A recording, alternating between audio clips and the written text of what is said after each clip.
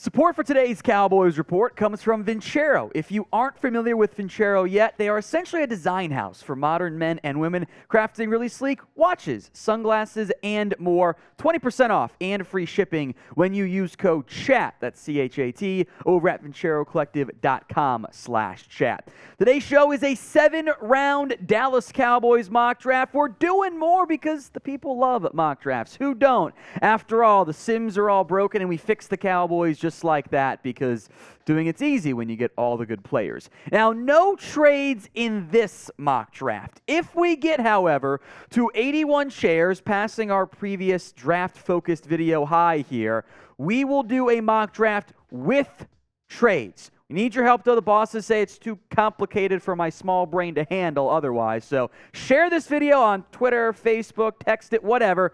81 shares total. Our next mock draft, 7 rounds, will feature trades. Some players off the board in round 1. Not a great falling board. If you want a receiver or a cornerback, they're pretty much all gone. The top guard, Osiris Torrance, goes off the board. So I figured today's mock draft is the perfect time to explore how a draft could go for Dallas if they take Bijan Robinson, the Texas running back, in the first round. He was there. So mock drafts are all about exploring different scenarios. Let's explore this scenario and, of course, discuss the player, especially when the board didn't fall great if you're really locked in on a corner. Emmanuel Forbes was there. Receiver Jalen Hyatt was there. You could go defensive piece, Nolan Smith, Drew Sanders. Brian was even fine with any of those picks to a certain extent. We have not done a mock draft yet with Bijan Robinson. So let's see how it could fit. He would be an instant impact player for you at the running back position. And I know there are some people who want Bijan round 1 and some who don't want him in round 1 at all because you can't spend a first-round pick on a running back. There are some obvious pros and cons. And this is really less of a value, of an evaluation, more of an evaluation. He's going to be a top 5 prospect on my board. That does not factor in, though, positional value. The running back positional value is lower, even though Bijan, if he's there, would be your best player on the Cowboys board, I promise you that, and would be an instant impact, high-end usage piece. But the running back class this year is deep. What are you doing with Tony Pollard? Do you have a long-term deal done? So you're not going to take a first-round back. You franchise tag him? Well, now you've invested your 2 biggest assets, $10 million in cap space, and a first-round pick at the same less valuable position that's easier to replace. Bijan is awesome. He is a special player, but he is a running back in a loaded class. It is easier to find a receiver, corner, running back in round 1 and go running back later than it is to go running back early and then fill your other tougher to fill needs in corner, receiver, etc. So, knowing the controversial nature of this particular pick, do you want to draft Bijan Robinson? Y for yes, N for no. It'll be the pinned comment on today's show. So if an ad break comes on YouTube, cool. Let the ad play. Head down there and feel free to debate. Y for yes, N for no at the pinned comment. Players off the board in round 2. Dalton Kincaid goes just before you do. Jordan Battle, Luke Musgrave, Andre Carter. I don't get the Jalen Duncan love, but it is a noteworthy offensive lineman who was taken. There was, however, a very intriguing corner who fell to me because the Sims are broken. I'll take Deonte Banks out of Maryland. Could very well start day 1 opposite Trayvon Diggs and brings you a more, I think, slightly more polished option than the Kelvin Josephs of the world. Banks' production is pretty intriguing. A little high on the touchdowns allowed, but 43.3% is lockdown corner type of play. I think he does fit the Dan Quinn mold, by the way. Pretty good size. He'll tackle. Did have 8 flags this year. A little grabby. Bit of a one-year wonder as well. Only played in 2 games in 2021, unfortunately, and didn't do a lot in 2020 either. But a strong tackler, 4 TDs allowed. He's a good fit opposite Trayvon Diggs in terms of being less of like a ball hockey guy and more of a can help just shut down, if he hits, of course, one side of the field. Some other players who were there, Javon Dexter, I would be on board with him in round 2. Darnell Wright, if you don't trust Terrence Steele. I don't love Noah Sewell, actually. I don't think he's good enough in coverage, but I'll make note of him. Eli Ricks he's boom or bust. Which Ricks do you get? The one who's on the field and playing well, the one who can't get on the field for the past couple of years? Given the Kelvin Joseph disaster, I'll take a bit more of a sure thing from this past year in Deonte Banks, but of course there's plenty of risk there involved as well. Today's show is presented by Vincero Collective.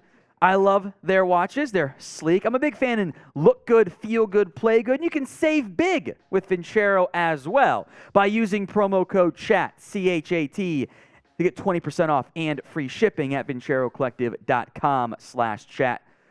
Based on the West Coast, GQ actually recently called Vincero their go-to brand for modern accessories, and it's easy to see why. You have to check them out if you haven't yet right now. Go get 20% off and free shipping at vincerocollective.com/chat. Support our show and check them out at VINCERO collective.com/chat. It's not just watches, by the way. Sunglasses are polarized with handcrafted frames and so many styles to choose from. Men's jewelry accessories are on the rise, and Vincero is pretty consistent with their jewelry and accessory drops there. You can offer, by the way, a 5-year guarantee with a 365-day free return policy. So don't wait or it'll be too late. Get this deal. It's a limited time offer. 20% off and free shipping at vincerocollective.com/chat. Look good, feel good, and save big with Vincero. Back to round 3. Some players on the board. You could have had Tank Bigsby in the 3rd round. Maybe that would have made you feel better about going running back. Kaibu Kelly was also there if you don't want to take a round 2 corner. Sidney Brown, if you need a safety. I'm actually intrigued by that one. Blake Freeland gave me pause, but I'm going to go with the tight end out of South Dakota State, Tucker Kraft, who unfortunately got hurt against Iowa in week 1. Missed a good amount of time. Still helped South Dakota State make the FCS championship game. Good value here in round 3 as another option to replace Dalton Schultz alongside Jake Ferguson and Peyton Hendershot. Kraft's numbers do not jump off the screen. He did miss about half the season. The previous year, he basically doubled his numbers on a pretty similar snap count there. So just double it, and it would have been what he had if he hadn't been hurt this year. Inline, wide, slot reps there. I don't think he's an elite blocker, but he's not bad. I'm excited to see how well he ends up testing at the Combine. Alabama wanted him to transfer to the Crimson Tide this past year. He said no and stuck around at South Dakota State.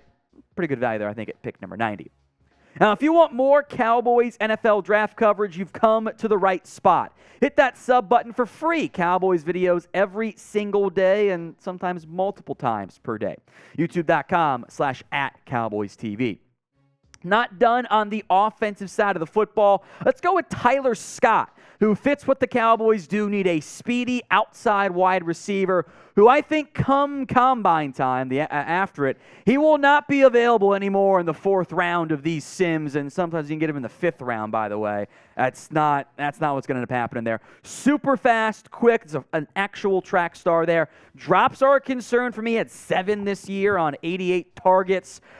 There is some, I'll go like Nelson Aguilar to his game, or they're similar builds. They're fast. Scott will probably run faster. Aguilar had some drop issues. Will Fuller did as well, but I like that pick for Tyler Scott. Also, the Sims are broken. Spoiler alert, not only did Tank Bigsby fall to round 4, he also fell to round 5, which makes no sense, so that's not going to happen. But hey, that's the Sims. They're broken. They always will be. That's how it goes in the draft cycle.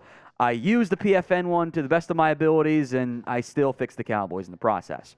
Round 5, one of several 5th-round picks here. McClendon Curtis, that is the first and last name correctly, by the way, out of Chattanooga. Big offense lineman, has played both guard and tackle, left tackle and right guard. I actually like it when those are the 2 spots you've played on the offensive line, because if you can play left tackle and you can play right guard, I figure you could also play left guard. I wouldn't be surprised if McClendon makes the move to guard full-time. He played both this past year. I thought he was better at right guard. He kind of got kicked outside, I think, due to some injuries for Chattanooga.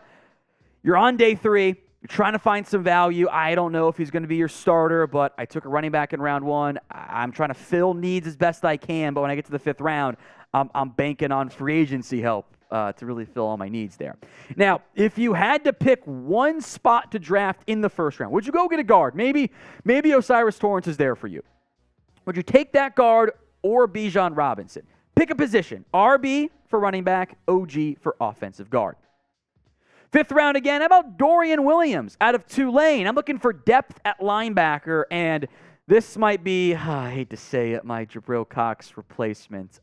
Really great production this past year out of Tulane for Dorian Williams. 132 tackles, 8.5 TFLs, 5 sacks, 2 interceptions, 7 pass breakups as well for Dorian Williams. Doesn't always process it fast enough, but once he does, he has the burst and traits and speed and long arms that Dan Quinn will like to click and close and make plays on the football.